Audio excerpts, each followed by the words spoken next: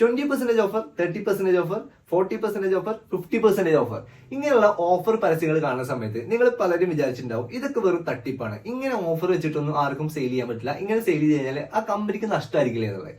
അതിന്റെ ഒരു ഡീറ്റെയിൽ ആയിട്ടുള്ള കാര്യം ഞാൻ പറഞ്ഞുതരാം. അപ്പൊ എന്തായാലും ഇനി ആ ഡൗട്ട് നിങ്ങൾക്ക് വേണ്ട, വളരെ സിമ്പിൾ ആയിട്ട് അതിന്റെ കാര്യങ്ങൾ, ആ ഡിസ്കൗണ്ടിന്റെ പരിപാടി എന്താണെന്നുള്ളത് ഞാൻ പറഞ്ഞുതരാം. ഇത് കണ്ടതിന് ശേഷം നിങ്ങൾ തീരുമാനിക്കുക ഈ പരിപാടി ഉഡായിപ്പാണോ അല്ലേ എന്നുള്ളത്.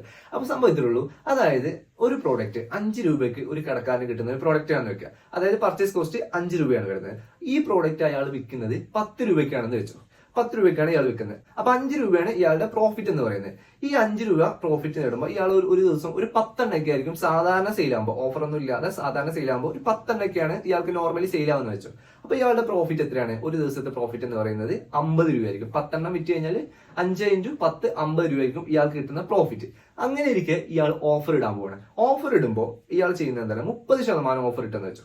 30% ഓഫർ ഇടുമ്പോൾ 10 രൂപയിൽ നിന്ന് 3 രൂപ കുറയും. ഇയാൾക്ക് കിട്ടുന്നത് 7 രൂപയായിരിക്കും. അതിൽ നിന്നും ഇയാൾക്ക് കിട്ടുന്ന പ്രോഫിറ്റ് 2 രൂപയായിരിക്കും. പക്ഷെ ഇങ്ങനെ ഒരു ഓഫർ ഇടുന്ന സമയത്ത് 10 രൂപയ്ക്ക് കിട്ടിക്കൊണ്ടിരുന്ന സാധനം 7 രൂപയ്ക്ക് കിട്ടുകയാണെന്ന് അറിയുമ്പോൾ 10 ആളുകൾ പോയി വാങ്ങിച്ചിരുന്നത് ചിലപ്പോൾ 30 ആൾക്കാരോ അതിൽ കൂടുതൽ ആളുകളോ പോയി വാങ്ങിക്കാൻ സാധ്യതയുണ്ട്. കാരണം ഒരു തിരക്ക് വരാൻ ചാൻസ് ഉണ്ട്. കാരണം 10 രൂപയ്ക്ക് കിട്ടിയിരുന്ന സാധനം 7 രൂപയ്ക്ക് കിട്ടുമ്പോൾ ആർക്കാണെങ്കിലും ഒന്ന് വാങ്ങണം തോന്നുമല്ലോ. അങ്ങനെ ഇയാൾക്ക് 30 എണ്ണം ഒരു ദിവസം സെയിലായി നിൽക്കുക. അപ്പോൾ 30 × 2 2 രൂപയാണല്ലോ ഇയാൾക്ക് ഒന്നിൽ പ്രോഫിറ്റ് കിട്ടുക. 30 × 2 60 രൂപയായി. ഇയാൾക്ക് എത്രയായി ലാഭം? 60 രൂപയാണ് ലാഭം കിട്ടുന്നത്. അപ്പോൾ നേരത്തെ കിട്ടിയിരുന്നത് എത്രയാണ്? 50 രൂപ. 10 എണ്ണായിരുന്നു ഒരു ദിവസം വിറ്റിരുന്നെങ്കിൽ ഇയാൾ ഇപ്പോൾ വിൽക്കുന്നത് 30 എണ്ണാണ്. ഈ ഓഫർ ഇട്ടുകൊണ്ട് ഒരുപാട് ആൾക്കാർ വരുന്നു. അതിന്റെ 2-3 ഇരട്ടി ആൾക്കാർ വന്നത് വാങ്ങിക്കുമ്പോൾ ഇയാൾക്ക് പ്രോഫിറ്റ് ശരിക്ക് 10 രൂപ കൂടുതൽ കിട്ടി. അതാണ് ഇവിടെ സംഭവിക്കുന്നത്.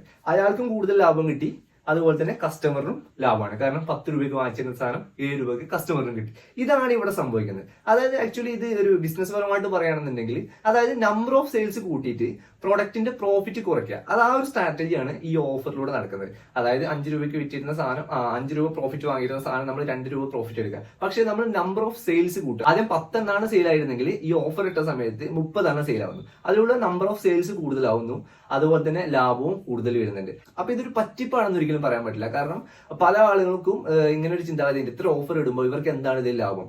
ഇവർ 10 രൂപയ്ക്ക് വിറ്റിരുന്ന സാധനം 7 രൂപയ്ക്ക് വിൽക്കുമ്പോൾ ഇവർക്ക് എന്താണ് ഇതിൽ ലാഭം? അത് മാത്രമല്ല, പിന്നെ മറ്റൊരു കാര്യം, പഴയ പ്രോഡക്റ്റ് അല്ലെങ്കിൽ എക്സ്പയർ ആവാൻ നിൽക്കുന്ന പ്രോഡക്റ്റ്, അതുപോലെ തന്നെ ഡെഡ് സ്റ്റോക്ക് ആയി കിടക്കുന്ന പ്രോഡക്റ്റ് ആണ് ഓഫറിലൊക്കെ ഇട്ട് വിൽക്കുന്നത് പറഞ്ഞിട്ടുണ്ട്.